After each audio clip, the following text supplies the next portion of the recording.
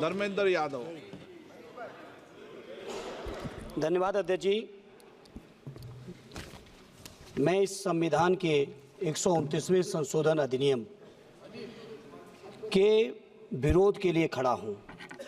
अध्यक्ष जी, मैं समझ नहीं पा रहा हूं, अभी 2 दिन पहले संविधान को बचाने की, संविधान की गौरवशाली परंपराएं की कस्में खाने में कोई कमी नहीं रखी।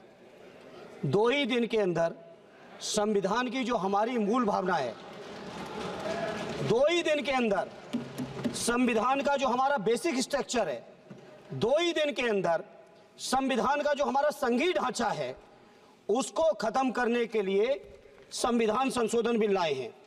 मैं मनीष तिवारी जी से सहमत हूं और अपनी पार्टी और अपने नेता आदरणीय अखिलेश यादव जी की ओर से कहना चाहता हूं, ये बिल पूरे देश के जो अलग अलग भेष भाषाएं, संस्कृति, क्षेत्र की जो मान्यताएं हैं, जो हमारे संविधान निर्माताओं ने बहुत सोच विचार के मंथन अध्ययन करके ये संघीय ढांचा तैयार किया था, राज्यों का गठन भी किया था, संस्कृति के हिसाब से, क्षेत्र के हिसाब से, भाषा के हिसाब से, परिस्थितियों और समय के हिसाब से।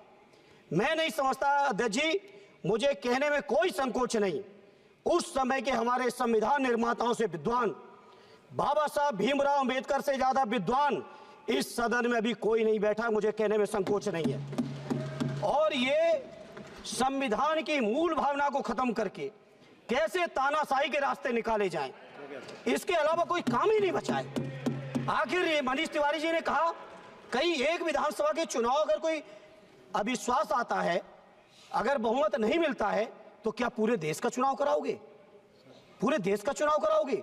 और ये लोग एक देश, एक संविधान, एक चुनाव की बात करते हैं। जो लोग 8 विधानसभाएं भी एक साथ नहीं करा पाते हो, मौसम देख के तारीखें बदलते हो, वो लोग बात करते हैं एक देश एक चुनाव की। इसलिए अध्यक्ष जी, मैं अपनी पार्टी की ओर से, अपने नेता आदरणीय अखिलेश यादव जी की ओर से इस बिल का पुरजोर विरोध करता हूं और आपके माध्यम से देश के जनमानस से कहना चाहता हूं, ये भारतीय जनता पार्टी के लोग तानाशाही लाने के नित नए रास्ते लाते हैं। जो 8 विधानसभाओं का चुनाव एक साथ नहीं करा पाए, 4 राज्यों के चुनाव एक साथ नहीं करा पाए, वो पूरे देश की लोकसभा और सारे प्रांतों की विधानसभाएं एक साथ कराने की बात करते हैं। मैं पूछना चाहता हूं सरकार से, अगर एक प्रांत के अंदर सरकार गिरती है तो क्या पूरे देश की लोकसभा के चुनाव कराओगे?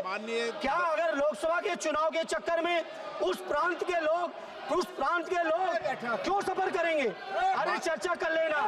अरे कुछ नहीं बचा है, कुछ नहीं बचा है आपके पास। अध्यक्ष जी, सदन को थोड़ा सा सिस्टम में लाएं। अध्यक्ष जी, आपसे अनुरोध है, आपके माध्यम से सरकार से अनुरोध है, जनता ने बड़ी उम्मीदों के साथ हम सबको भेजा है और हम सब लोगों की जिम्मेदारी है, ये संविधान विरोधी, संघीय ढांचे विरोधी, बेसिक स्ट्रक्चर विरोधी कई केसों की चर्चा की मनीष तिवारी जी ने, मैं उनके साथ जोड़ते हुए माननीय सर्वोच्च न्यायालय की भावनाओं के विरोधी, गरीब विरोधी, दलित विरोधी, पिछड़ा विरोधी, मुसलमान विरोधी इस नीयत को वापस लो। ये अध्यक्ष जी, आपके माध्यम से मेरी आपसे प्रार्थना है। बहुत बहुत धन्यवाद।